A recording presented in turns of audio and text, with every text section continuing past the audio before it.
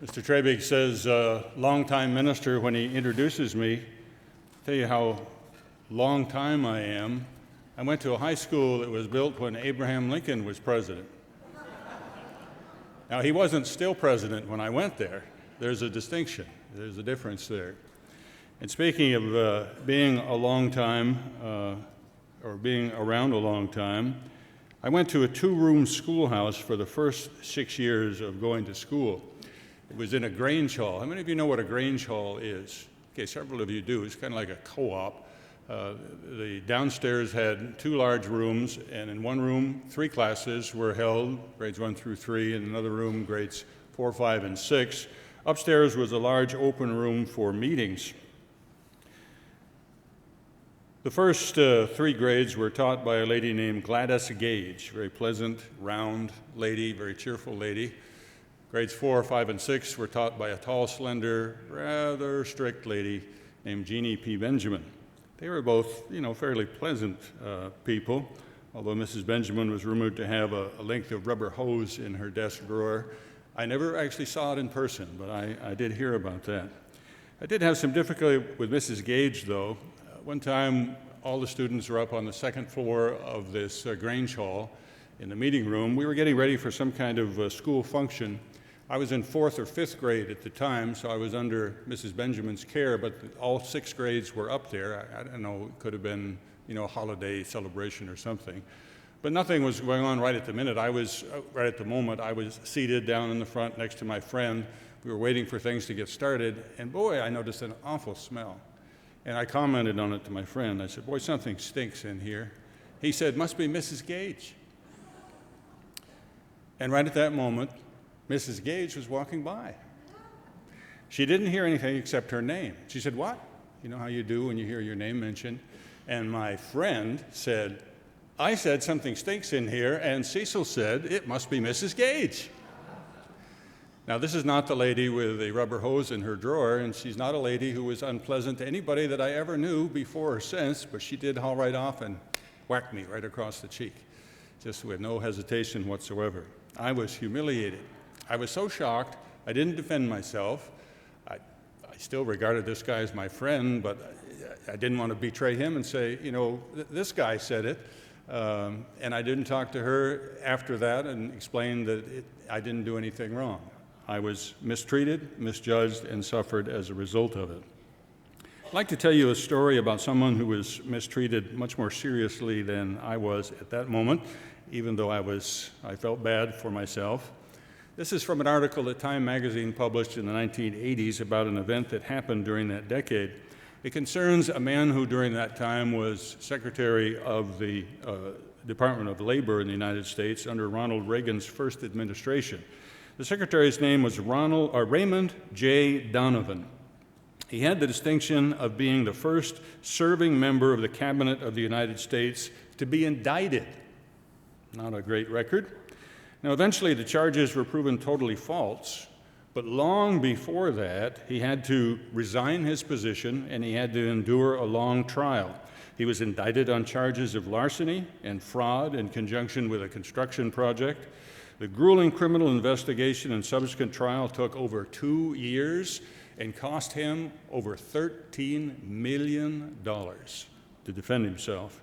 The charges were utterly foolish. They were so odd, so foolish, so flagrantly poorly made that when the judge announced the non-guilty verdict, several of the jury members broke out in applause. But that did not make things better for Mr. Donovan. He is remembered for one question that he asked after everything that was done. His reputation was in tatters. He's remembered for asking this question: which office do I go to get my reputation back? Now, you may not remember the name Donovan, but you might well remember that statement, that question. Others have quoted it down through the years.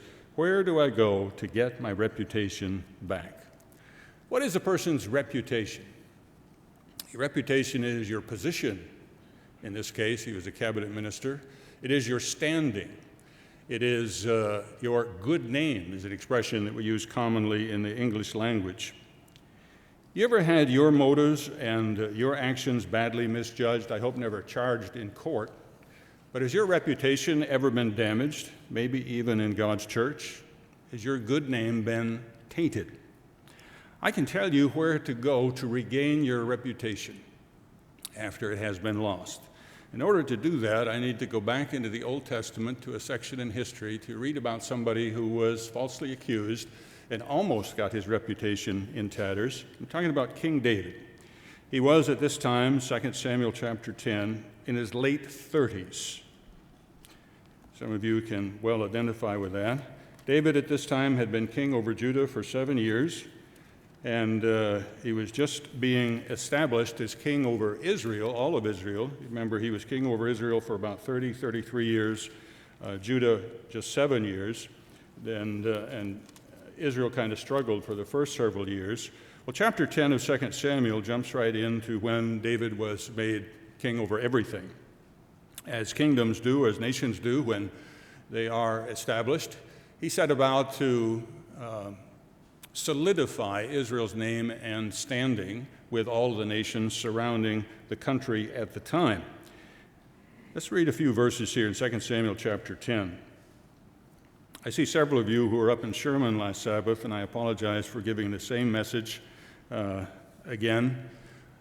Someone said beforehand, it must mean God wants you to hear it twice. It's only people whose reputations are really in tatters who need to hear this twice. Now, I really would like to give different sermon every time I speak, but it just worked out that you're going to hear this one twice. I did change it. See if you notice anything different. 2 Samuel 10, verse 1. Now, it happened after this, after David had been reestablishing the authority or the bounds of the nation of Israel, that the king of the people of Ammon died. Ammon was a nation to the north and east of Israel at the time. After the king died, his son reigned in his stead. The son's name was Hanun. David said, I'm going to show kindness to Hanun, the son of Nahash, as his father showed kindness to me. So David sent by the hand of his servants to comfort him, Hanun, concerning his father. David's servants came into the land of the people of Ammon, and the princes of the people of Ammon said to Hanun, you really think that David is honoring your father because he sent comforters to you? You need to understand that David has sent servants here to spy on the city for the sake of overthrowing it, just like he has overthrown some nations around. We'll read about that in a few minutes. Well, Hanun took their advice. He took David's servants, shaved off half their beards, cut off their garments in the middle at the buttocks, and sent them away.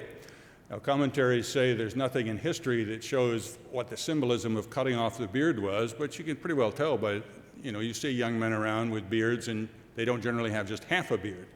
It's the full beard. Now, they may have a smaller beard as they're trying to grow it, or they may give the perpetual 3-day look because they keep cutting it down, but they don't have half the face shaved.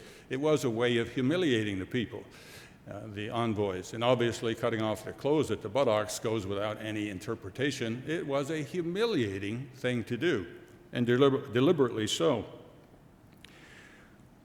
When they told David what had happened, that is, the envoys told David what had happened, he sent to meet them because the men were greatly ashamed after this was done to them. He told them to wait there in Jericho until their beards were grown back and then to come back. When the people of Ammon, the people under King Hanun, saw that they had made themselves repulsive to David, the people of Ammon sent and hired the Syrians of Beth-rehob and the Syrians of Zobah, 20,000 foot soldiers, and from the king of Maacah, 1,000 men, and from Ishbab, 12,000 men. You get the impression that a major battle or major war was about to take place with all of these many, many thousands of people that were gathered together.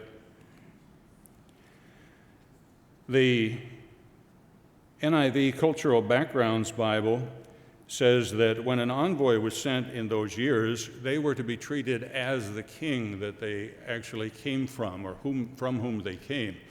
And when the beard was shaved off and the garments were cut off, it was just exactly as if it had been done to David himself. It was a deliberate, calculated affront to King David for Hanun to do this. People literally died as a result of what Hanan did in treating David's ambassadors this way. We read this later on in the chapter, in chapter 10 of 2 Samuel, verses 18 and 19. Then the Syrians fled before Israel. I'm not reading all the interim verses, you could read that, but there was a battle. The Israelites fought against the Syrians and the Ammonites, and the Syrians fled before Israel. David killed 700 charioteers. If you flip over to Chronicles parallels its account, and Chronicles said there were 7,000 charioteers. One commentary says that that's a more likely number. It just fits better with the overall dialogue. So 7,000, we'll say, probably, and 40,000 horsemen of the Syrians. Certainly more died.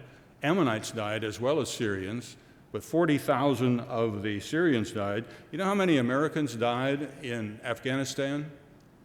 About 5,000 to 7,000 in 20 years of war. And here you have a battle in which about 50,000, at least 50,000 people died in a very short period of time. It was a horrific cost that was paid because of the decision that Hanan made.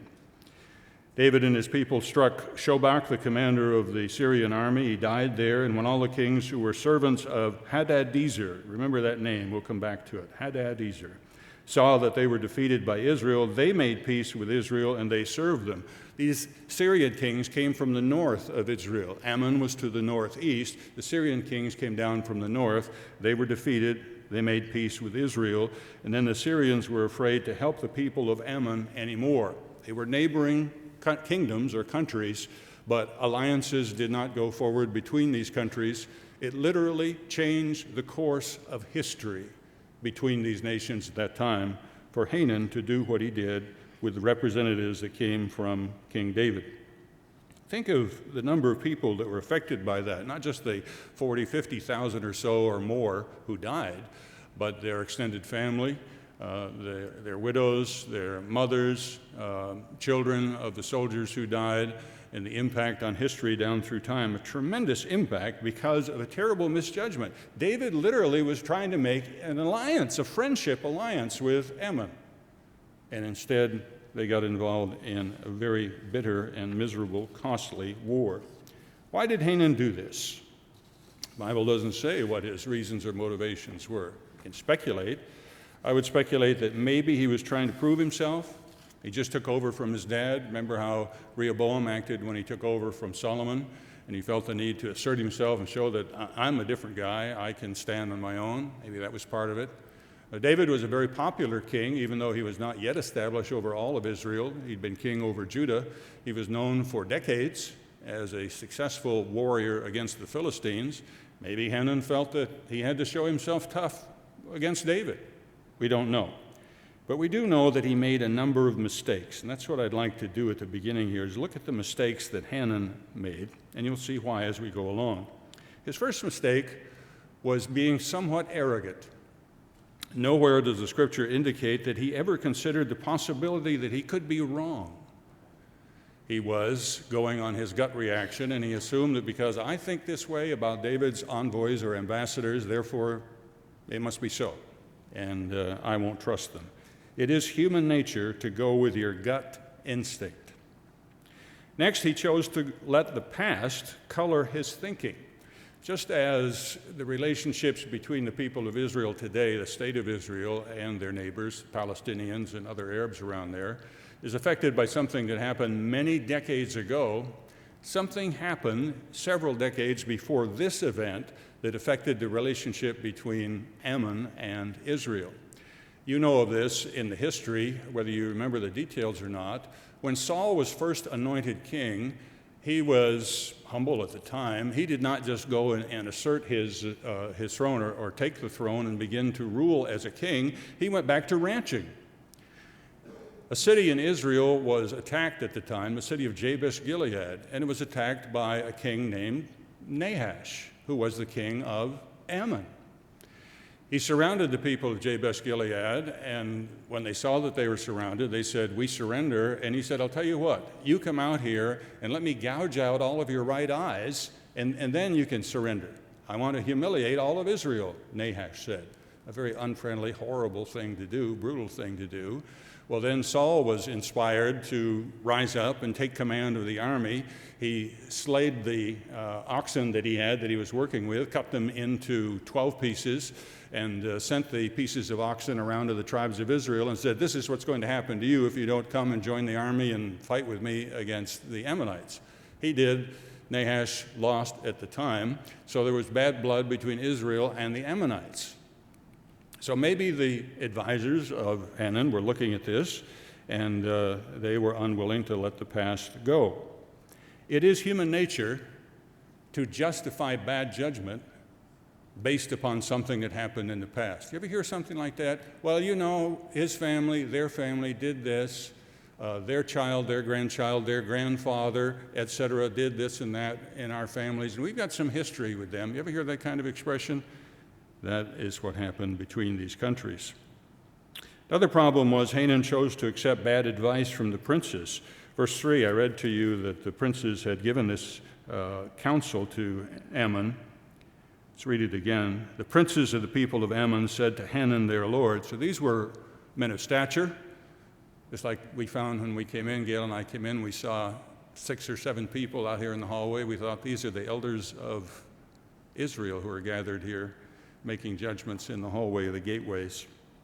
I accused them of that. They said, no, that wasn't the case at all. Mr. Smith was telling jokes for some reason. These advisors asked him, "Do you think that David really honors your father because he had sent comforters to you?" Now, why did they say that? Why did they jump on this? Why did they rehash a negative attitude toward Israel? Maybe they were remembering what happened 50 years ago. We don't know. Why did Hanun take their advice? We don't know. But it could be because their advice went with his inclination. That's human nature as well. You have a gut reaction, then you talk to somebody who says, "Yeah," and that inclines you to go further, faster, more assertively, more aggressively. The same thing happened with the population in general. Verse 6, again we read, "The people of Ammon saw that they made themselves repulsive to David, and the people of Ammon sent and hired the Syrians of Beth-rehob and the Syrians of Zobah, etc., all these small kingdoms they hired."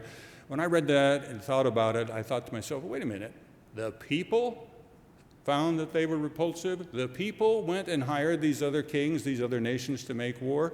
No, even now today, the people don't do that, even though you can sample people. You know, we get reports on the stock market and say, well, the market thinks, or the market feels. Well, the market doesn't think or feel. And you get reports and say, well, Americans now think, and what do you got? Well, you've got a poll of 100 people, and you project out from that. Well, they didn't even have those kind of things, polls or market monitoring of the people of Ammon. But somehow there was a general sense in the population, encouraged by Hanun, I think probably, encouraged by the princes and the advisors, I think likely. And public opinion was turned against Israel. That only solidified Hanun's thinking and helped him, encouraged him to continue to go in the wrong direction. That is typical of human nature.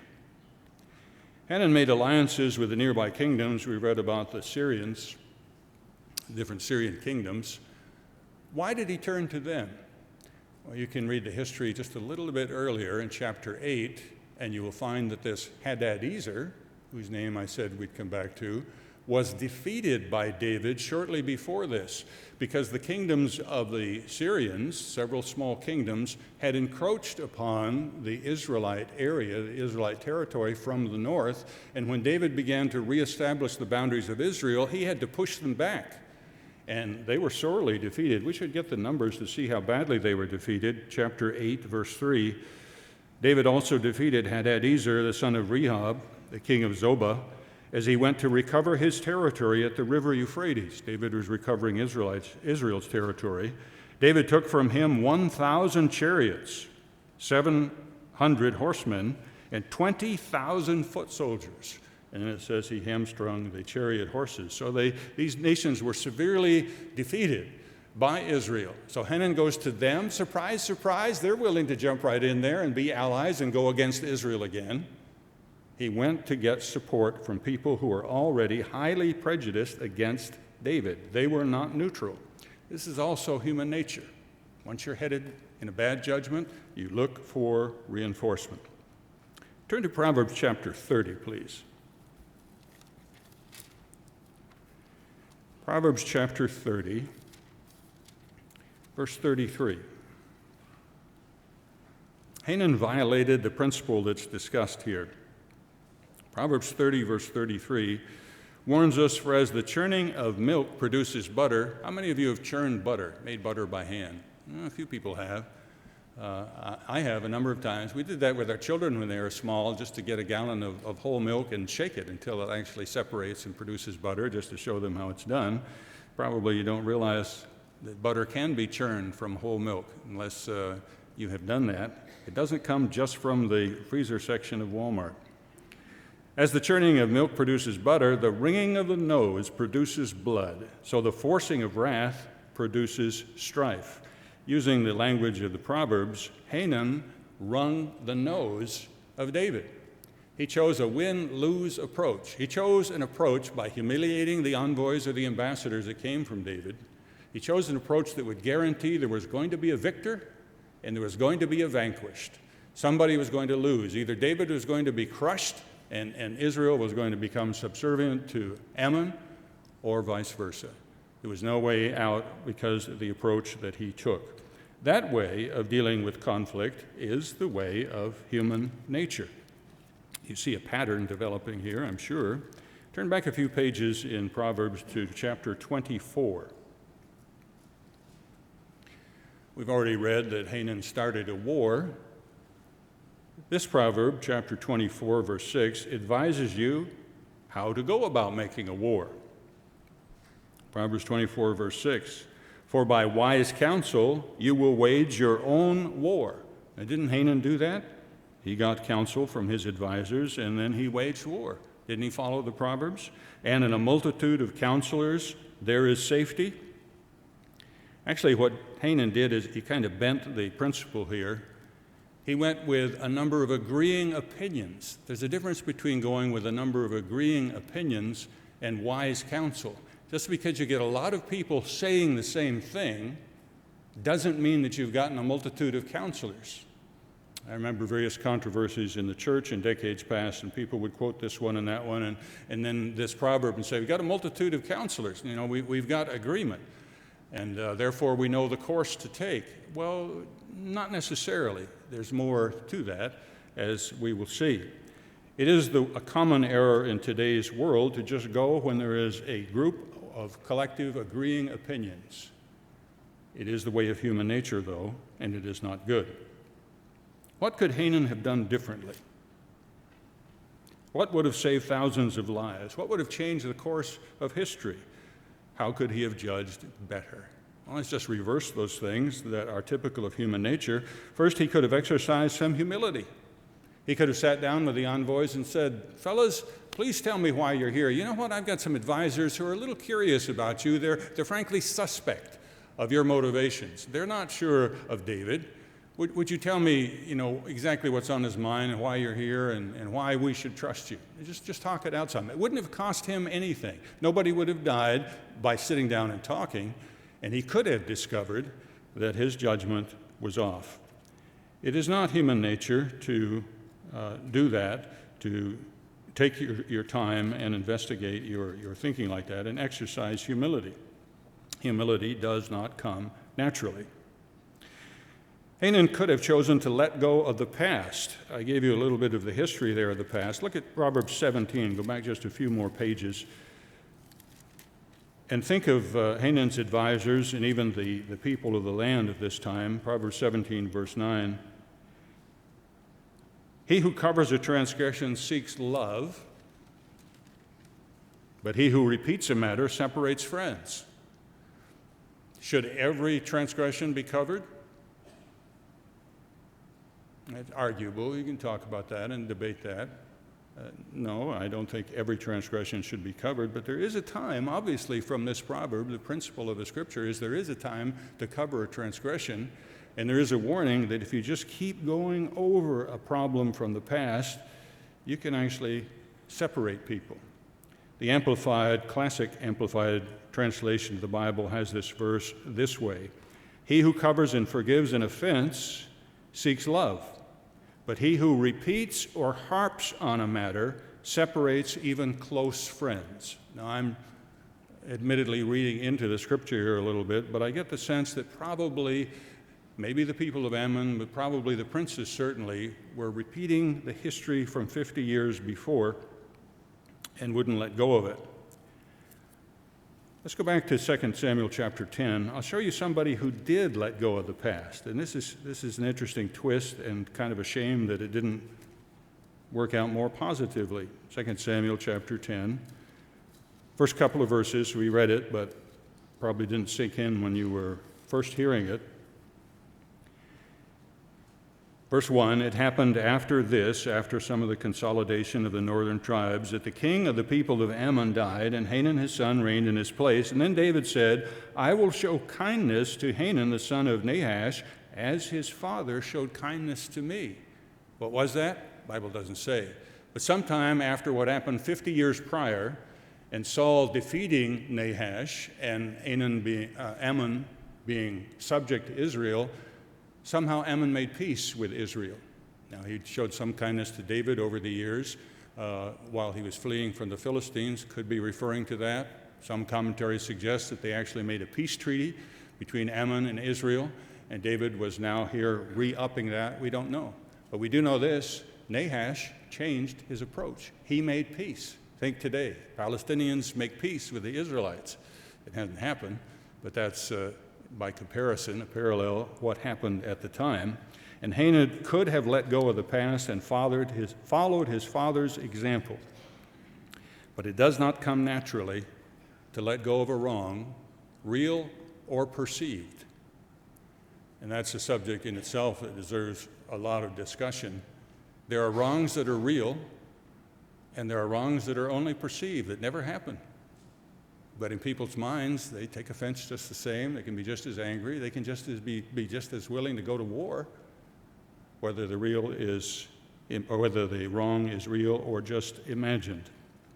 Hanun could have chosen to reject the wrong opinions of others, which wouldn't have been easy because those wrong opinions came from the chief advisors of the land. The Proverbs said, "Go and get advice from counselors and then make war."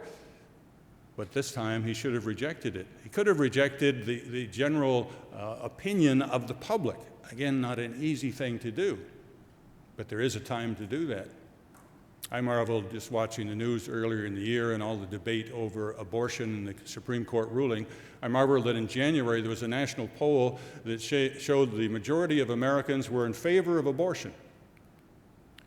And then in March, the majority of Americans were not in favor of abortion. And I thought, did right and wrong change from January to March? Did that many people change their minds? Did different people get asked the question by the surveyors? It's kind of absurd, isn't it? Something that serious and that major changed that much? Right and wrong cannot be decided just on the basis of public opinion. It takes discernment to be able to pick up on wise counsel. The key of the principle about safety in a multitude of counselors is in the counselor. There are people who are willing to give counsel, and then there are genuine counselors. A genuine counselor helps you who are going for counsel to make a decision objectively instead of subjectively. Give you an example. You're going to go buy a car, new car. Hey, hooray, you're going to be able to buy a new car. You can find one that's got the computer chips in it and everything. You've made up your mind, I'm going to get such and such a car. I'm not going to pay over such an amount. It's going to get so much mileage. Now, you may want an electric battery in there. Maybe an electric car. You may want a gas-powered one. That's your decision. But you've got all these facts out in mind. You are objectively approaching this.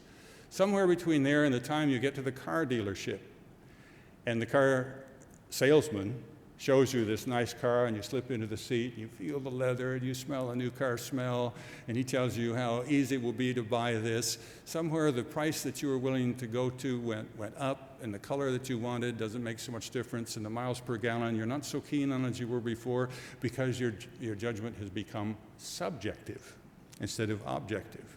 I tell people when I've counseled them for marriage, the place of a marriage counselor is not to tell you you can be married or you cannot be married or you will have a perfect marriage or you will have an imperfect marriage. It is to help you be objective in your thinking. Because when you approach marriage, guess what? You become subjective. When you come to the point where you say, boy, this person is just the most perfect person ever. We were made for each other. There's nobody else on earth like this person. Your thinking has gone from objective toward the subjective side. Now, you don't want to marry somebody who is totally objective. My mate must get this many miles per gallon, must be, there must be subjectivity when you're going to be married. When you're counseling about making a life-altering decision, you need a counselor who can help you be objective. Proverbs 15, one more proverb to look at. Proverbs 15, verse 1. Some of you are tempted to recite this one from memory. I want to get the full verse. You remember part of this, I'm sure. A soft answer turns away wrath, but a harsh word stirs up anger. The International Standard Version has it a little differently. I'll read that to you. A gentle response diverts anger, but a harsh statement incites fury. What approach did Hanan choose? A harsh statement. He guaranteed fury. He could have chosen words that allow for a win-win, as opposed to words that provoke a fight. The way of peace, the words that make peace, do not come naturally. Now, interestingly, Hanan was the one who lost his reputation in this case. He accused David of wrong intentions and wrong motivations. He rallied tens of thousands of people against David, but David came out with a positive reputation in this case, and the accuser was the loser. That happens more often than not, I think. So what's the lesson for us? We should not judge. Is that the lesson? Well, certainly judgment is involved here, but it's broader than that. Before I get to putting the fine point on it, I want to give you 5 related points that are facts about the Christian way of life that have to do with this subject. Fact number 1, the reputation that concerns us is not a reputation with other people, not with other nations, not with our banker, but with God. That's the reputation that concerns us. I've mentioned several examples of people who lost or damaged their reputations with other people. I mentioned that silly example between me and Mrs. Gage. Mrs. Gage still liked me afterwards, but we never talked it through. There are other times when my reputation has been tainted and I've been falsely accused. That's not the point. There have been times when you have been falsely accused and your reputation has been tainted. There have been times when I have misjudged different people. There have been times when you have misjudged different people. That happens in life. That's just reality. And we can be overly concerned about those things, or we can concentrate on our reputation with God. I was talking with a grandmother earlier this week, and we were musing on how quickly the reputation of parents can change in the eyes of children. Something about a child reaches age 11, age 12. Now, this is not true of any of you children here, any of you teenagers here, preteens. But suddenly, mom, who is just great and just wonderful, and dad, who is so wise, they're just dumb. They just don't know what it's like to be young anymore, and they're just so unfair, and all their judgments are unfair. Well, what happened? Well, the child is falsely accusing them, and lo and behold, 6, 8 years later, the child says, or the child of the parent, not a child anymore, but becomes an adult, and realizes how wise the parents have become. 1 Corinthians chapter 4, Paul speaks of dealing with being misjudged and how he reacted to it. 1 Corinthians chapter 4, verse 3. With me it is a very small thing that I should be judged by you or by a human court. Now, unless Paul was a very unusual human being, he was affected by when people misjudged him. I mean, it had to hurt his feelings for people to accuse him of misappropriating funds, or accuse him of just wanting attention, or accusing him of being a persecutor of the church. Those things had to sting. He had to come to the place in his mind where he pushed those accusations aside and didn't give much thought to them. And I'm sure at different times when he was accused in court, and I don't know if any of you have ever been accused in court. I was sued for divorce by a wife of many years at one time, not this wife. I still remember getting the letter from the court that says, "You have been sued." And it was just a very shocking, miserable experience. And it's not an easy thing to say. It doesn't bother me if any human court accuses me of something. In fact, I don't even judge myself. What's that? Does he never have a doubt about himself? I don't think he means that at all. I think he pushed aside accusations and condemnations and misjudgments about him, and even some true judgments, perhaps. I know of nothing against myself, yet I am not justified by this. That doesn't make me a great person. He didn't say, I don't care if I break the law and go to court. That wasn't his attitude. His attitude was, I'm not going to be broken down by accusations and by others' judgments. I am not justified by this, but he who judges me is the Lord. Like Paul, the reputation that concerns us most is our standing with God. It's not easy to just say, I heard somebody said this about me, but I don't care. Yeah, you care. But as a Christian, you push that aside and say, well, let me look at my standing before God. This person thinks this, but is it true? Maybe you pray about it and say, God, if I have done this, please help me change, show me repentance. Number two, we take responsibility for our actions and our motivations. There was an LHT blog on this last week about how Christians must take responsibility for their actions and their motivations. Hanan clearly did not do that, but what did you do every time I said, this is human nature and this does not come naturally? Were you not looking at yourself and thinking about your own experiences? Maybe, as often happens, something happened yesterday, or you had a conversation over dinner last night about these things, and you were thinking about your own situation and applying it to you, because that is godly character. To judge yourself and your standing between you and God. Galatians Chapter 6 mentions the need to take responsibility for our own actions. Galatians 6, verse 4. But let each one examine his own work, and then he will have rejoicing in himself alone and not in another.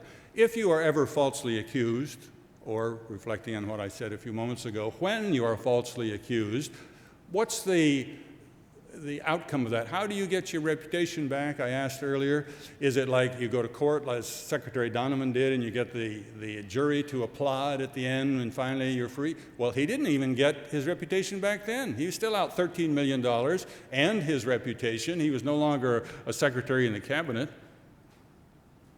Truth is, when you have been accused, your reputation is stained. You can't get it back by what somebody else says or does. If your reputation really is changed, if your position, your standing with God has been affected, there's only one person who can get that back, one human being. That is you. That is me regarding myself. It's between us and God. Verse 5, for each one shall bear his own load. We take responsibility for ourselves. It's easy to say, well, I have trouble because of, and fill in the blank, mention somebody's name. Well, it's easy to say, it's not accurate. Number 3, in God's church, we use one set of weights. What do I mean by that? Let's go back to the Proverbs chapter 20 this time.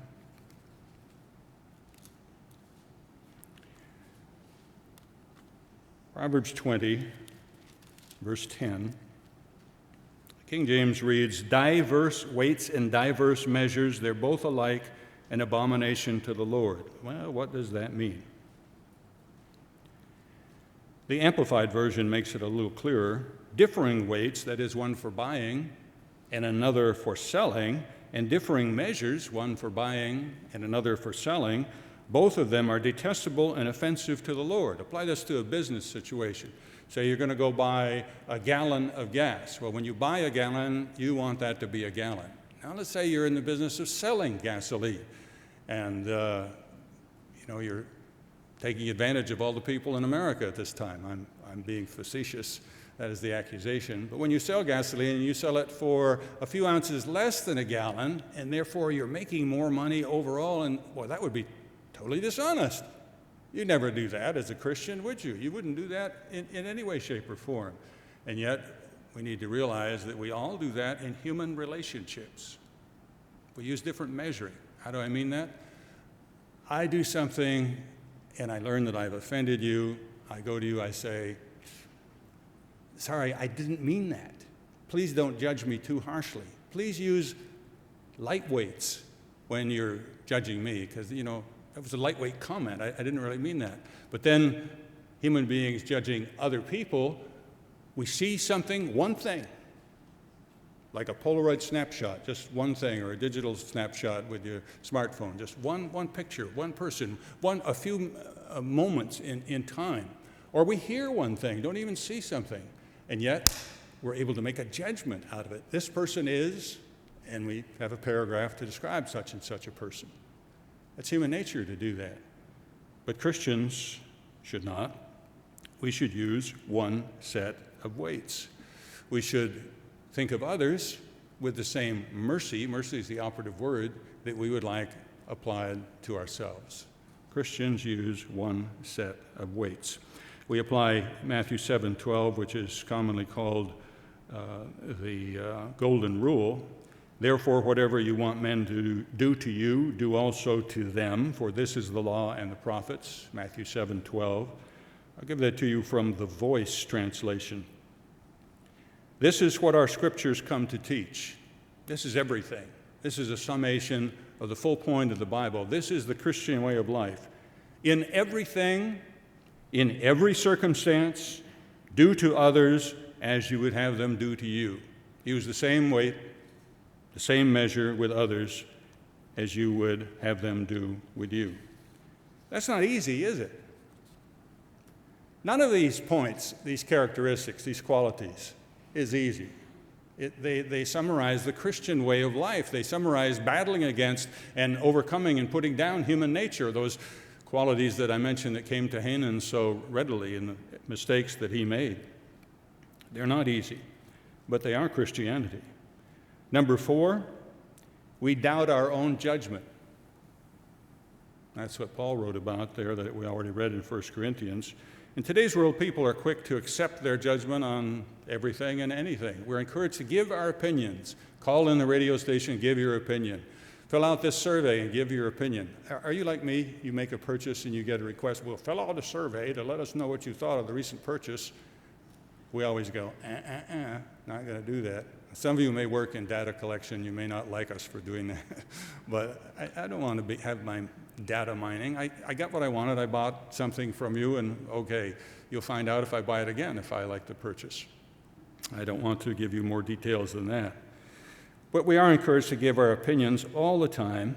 And then we have these wonderful means of posting our opinions: Facebook, WhatsApp, What's Not app, Snapchat, Instagram, all kinds of ways to post our opinions, and we do so readily. I say we, I mean people in general do that readily. But as Christians, we do one thing that others don't tend to do, and that is we consider the possibility that our opinion may be wrong.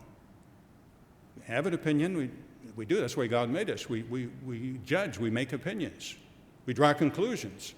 But we should also consider, as Christians, that we may be wrong. It can sound very simplistic, but it's an invaluable tool to pause just for a moment to consider, is this right? Have I got it right? I heard this. I saw this. I feel pretty certain about it. But could I be wrong? Romans chapter 12. Romans 12, verse 3.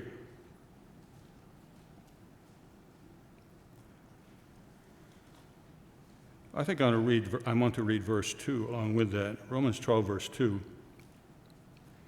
Do not be conformed to this world. This world has a way of just grabbing onto an opinion and holding to it as if it was truth and then telling everybody about it. Do not be conformed to the way the world does things, but be transformed by the renewing of your mind to think differently, so that you may prove what is that good and acceptable and perfect will of God. For I say through the grace given to me, to everyone who is among you, not to think of himself more highly than he ought to think, but to think soberly, as God has dealt to each one a measure of faith. It's a little clearer in the Amplified Version. Listen to how that translation has this verse. For by the grace of God given to me, I say to every one of you not to think more highly of himself and of his importance and of his ability, and we might add in there to analyze, or of his opinion. Do not think more highly of his opinion than he ought to think. Is your opinion important? Yes. Is what you think important? Absolutely. Does God want you to stop thinking? Absolutely not. But we ought not to think more of our opinions than is just, but to think so as to have sound judgment, this translation continues, as God has apportioned to each a degree of faith and a purpose designed for service. Number 5 characteristic, we give others the benefit of the doubt. Number 4 was we doubt our judgment. Number 5, we give others the benefit of the doubt. You're familiar with the term cancel culture today. You've seen this all over the news. If you watch the news any amount at all, you've seen people whose careers have been wiped out, people who are famous, who are authorities in their field, or maybe high-income earners who suddenly are out of a job altogether because of something that they said or didn't say. Maybe it was said or not said decades ago, but all of a sudden it gets blown up, and just like that, instantly, their life is changed. They can lose a career, they can lose their friends, they can lose coworkers, they can even lose a relationship with family members. Just quickly, just instantly, just because they're out of sync with the current public mood. This entire phenomenon is based on a myth. The myth that the ones who are doing the canceling are perfect. Christ said to the accusers of the woman taken in adultery, those who are without sin cast the first stone, and they realized that they all had feet of clay. They were human beings who made mistakes. This cancel culture is based on the idea of, well, I can cancel you because I've got nothing in my past. Well, that's just silly. Every human being has things in his past. In God's church, we're aware of that, and we reject the cancel culture. We know that at any given point in time, each of us is building our reputation, our standing, our position with God, or we're maintaining that standing, that position, that reputation with God, or we are rebuilding a reputation, a position, a standing with God from which we have slipped. Because, hey, that happens with human beings. There is a well-known message to the churches in Revelation that I'd like to look at. Revelation Chapter 2. It actually addresses this concept. I don't know if you've thought of these messages in this way. There's a promise, or there are promises. They have a common denominator, so I guess you could call them a promise, given to each of the 7 churches. Let's read the first one in Revelation 2, verse 1.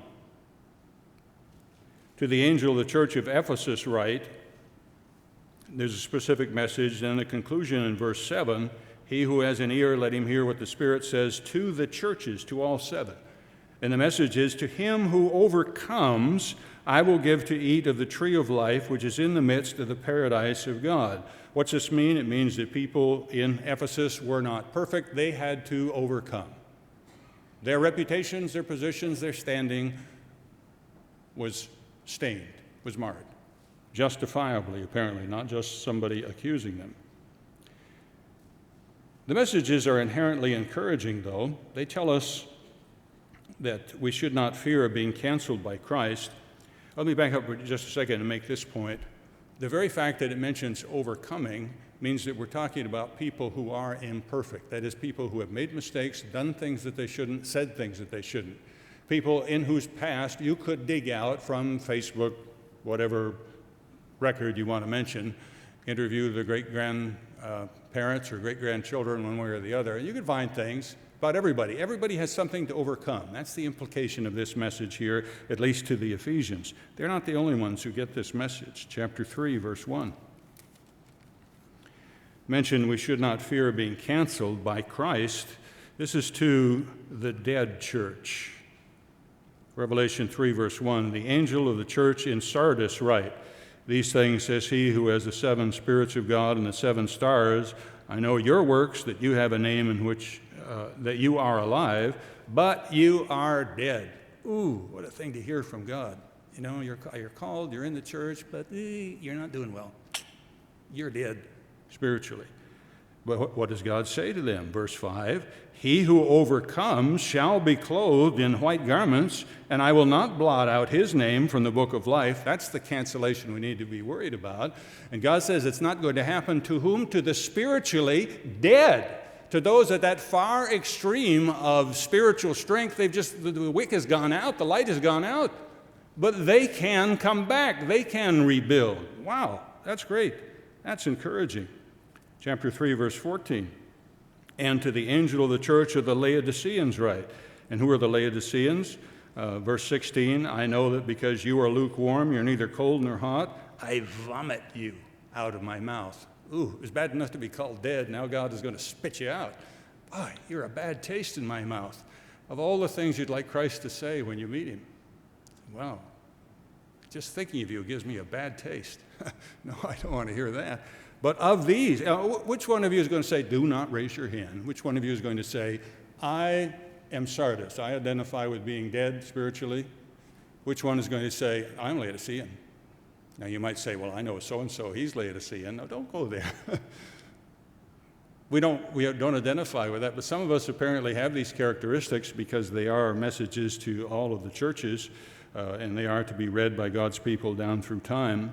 But even of Laodicea, it says in verse 21, to him who overcomes, I will grant to sit with me on my throne, even as I also overcame and sat down with my Father on his throne. The spiritually dead and the spiritually wish-washy, lukewarm, can overcome. That's very encouraging. We should never feel locked in. We should never look on people as though they are locked in. They are never going to make it. They are out. They are such this way or that way. No cancel culture in the church of God. But there's one more church to look at. What church do you identify with? What church do people identify with, and have they identified with down through time?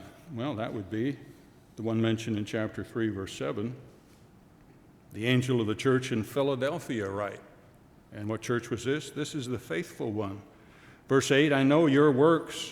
You have this open door, nobody can shut it. You have a little strength. You've kept my word. You have not denied my name. And then go on to say many other positive things about them.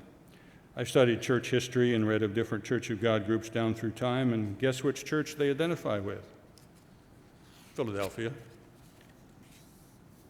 Which is nothing wrong with that, and indeed we should. But notice this about Philadelphia. Verse 12, he who overcomes, I will make him a pillar in the temple of my God, and he shall go out no more.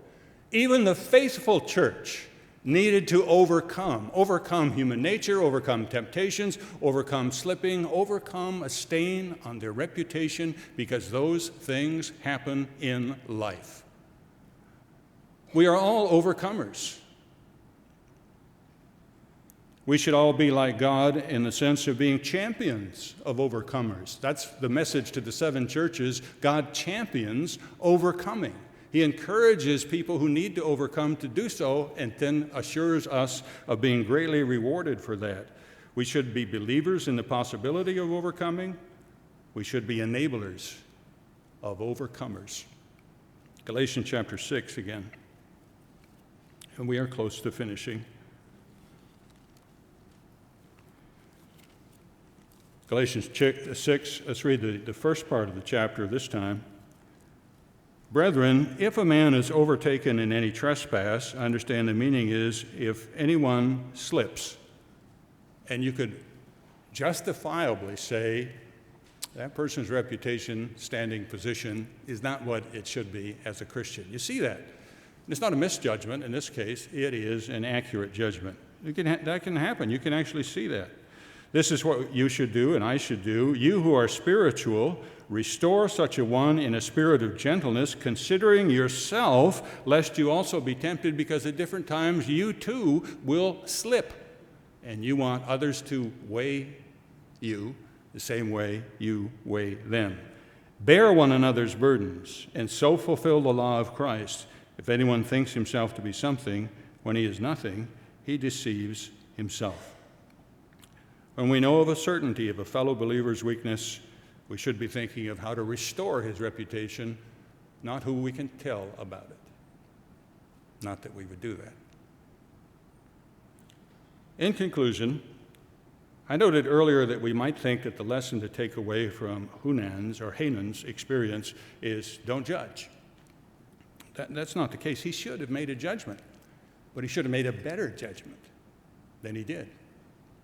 Christ expresses the lesson, and this is the point that I want to make. This is the title of the sermon. In John chapter 7, verse 24.